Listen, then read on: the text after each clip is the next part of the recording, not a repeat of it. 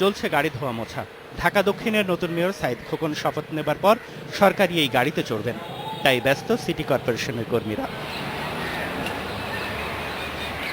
দক্ষিণের নগর ভবনে এখন সাজ রব। মেয়রের দপ্তরও নতুন করে সাজানো হয়েছে। যে কক্ষে বাবা মোহাম্মদ হানিফ পশ্চিম দিকে মুখ করে বসতেন, সাইদ খোকনও সেভাবে বসতে চেয়েছেন। সেরকম করেই সাজানো হয়েছে কক্ষটি।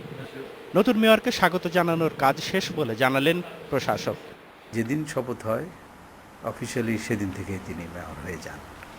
সেই হিসাবে সিটি কর্পোরেশনের তরফ থেকে সকল কার্যক্রম শেষ। এখন শপথ অনুষ্ঠানের অপেক্ষা। শপথ হওয়ার পর উনি আসবেন, কর্পোরেশনের পক্ষ থেকে ওনাকে রিসিভ করে নেওয়া হবে। একই অবস্থা ঢাকা উত্তরের নগর ভবনেও। প্রশাসকের দপ্তর হয়ে যাচ্ছে মেয়রের দপ্তর। নির্বাচিত মেয়রের কাছে দায়িত্ব হস্তান্তরকে বড় পাওয়া হিসেবে দেখছেন উত্তরের প্রশাসক।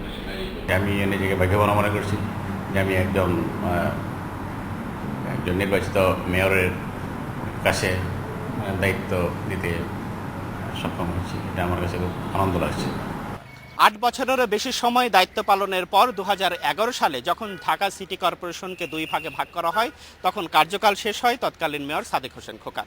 তারপর থেকে ঢাকা সিটি কর্পোরেশনের দুটি জায়গার মেয়র পদটি শূন্য ছিল। এতদিন ধরে সেখানে কাজ করে আসছিলেন সরকারের নিয়োগকৃত প্রশাসকরা।